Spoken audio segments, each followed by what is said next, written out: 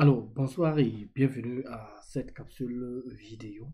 Chose première, chose due, nous allons continuer notre enseignement sur le logiciel Excel que vous voyez à l'écran. Nous avons déjà nous avons fait la présentation de tous les éléments. Nous sommes au niveau des onglets. L'onglet, notamment l'onglet mise en page, nous avons présenté l'onglet en session, l'onglet accueil, le mode backstage avec l'onglet fichier, voilà, et tous les autres éléments. Maintenant, avant de commencer, je vous parle d'Excel. Pourquoi? Parce que j'ai passé ma certification Excel spécialiste et Excel expert sur le logiciel 2016. C'est pourquoi je me dis, avec les retours que j'ai sur le terrain, que c'est un logiciel que tout le monde devrait connaître, au moins sur le niveau spécialiste, pour mieux s'en sortir dans l'environnement professionnel. C'est l'un des logiciels les plus utilisés du monde.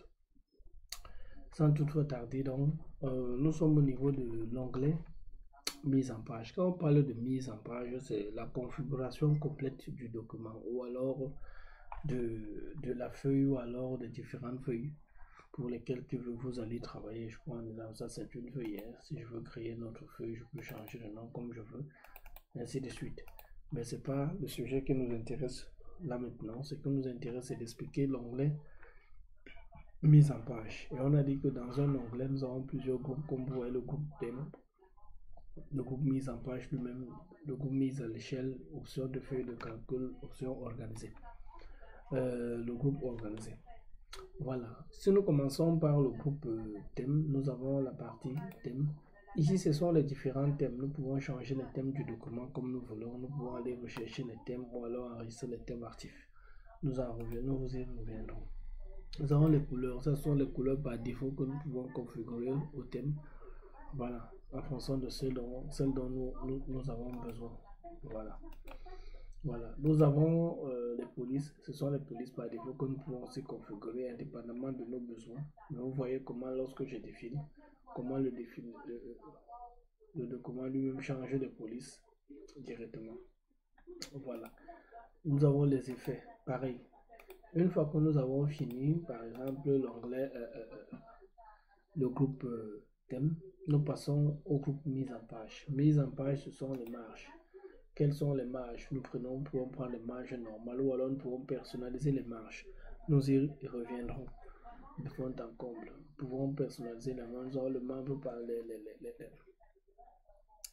les configurations par défaut, par exemple des marges, mais nous pouvons les configurer comme vous voulez, vous voyez là. Nous y reviendrons plus tard. Nous sommes seulement sur la présentation. Nous avons l'orientation de document. Est-ce que nous voulons notre document en mode portrait ou en mode paysage? C'est là. La taille du document. Quel type de document avons-nous besoin? Vous voyez les différentes tailles. Nous y reviendrons. Nous pouvons également faire du paramétrage, comme vous voyez. Nous avons ce qu'on appelle, voilà, les zones d'impression. C'est quoi une zone d'impression? Par exemple, je peux sélectionner une zone comme celle-ci. Alors, je la définis comme zone d'impression. C'est pour dire que c'est elle que je vais faire, que je vais imprimer. Ou alors, je lui attribue un nom. Je peux lui changer le nom là. Comme vous voyez, c'est à vous de voir. Je peux également venir changer, annuler la zone d'impression. Voilà. Les sauts de page. Voilà, on peut insérer les sauts de page, supprimer les sauts de page. Les arrière-plans en images. Je peux venir prendre les images comme je veux et venir les changer. Voilà, l'impression des titres. Je prends un exemple simple. Si j'ai un tableau là et que par exemple là ce sont mes titres, on peut me proposer au niveau d'impression d'imprimer les titres ou alors de ne pas imprimer les titres. C'est là que je viens configurer ceci sur les impressions de titres et tout ce que je veux. Voilà. Je viens là au niveau de l'échelle. La largeur, ça ce sont les dimensions de la largeur. C'est à vous de savoir la hauteur, l'échelle à 100%.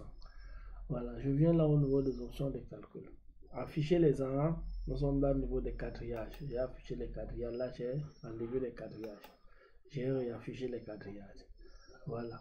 Les en-têtes, les afficher ou alors les enlever. Vous voyez ce qu'on appelle donc maintenant en-tête. Afficher, enlever, afficher. Enlever les en-têtes, afficher les en-têtes. Demain, après-demain, on va vous demander d'enlever les en-têtes ou alors d'afficher les en-têtes. Il faudra venir à la mise à jour, à mise en page, autant pour moi. Et venir, on va vous demander peut-être d'afficher les quadrillages ou de les enlever. Vous voyez donc que lorsque par exemple vous présente par exemple un tableau de bord sans quadrillage, sans en-tête, vous comprenez comment on procède. Alors nous continuons donc au niveau par exemple d'organiser. Comment organiser le document dans le groupe organisé? Je peux mettre par exemple, si je viens là au niveau d'insertion, je prends n'importe quoi, je prends une forme là, oui, je la dessine, je copie, je colle, je prends une deuxième forme, changeons un peu la couleur de celle-ci. Voilà. Si je viens là au niveau, je suis au niveau de la mise en page. Si je viens donc là, sur cette forme-ci, je dis reculer. Vous voyez que celle-ci est venue au-dessus de l'autre, ainsi de suite, ainsi de suite. Alignement, ça c'est l'alignement des éléments. Je peux décider de les aligner. Je choisis la partie peut-être alignée à gauche, ainsi de suite. Vous voyez les changements. Je peux décider par exemple de les grouper. Les voilà, ils sont là. Je viens là, je sélectionne les deux.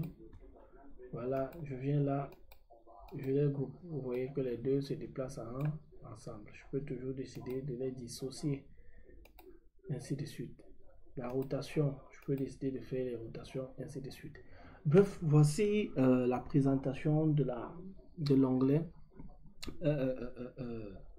mise en page. J'y vais vraiment le plus simplement possible pour que la personne qui suit ces enseignements commence de 0 à héros.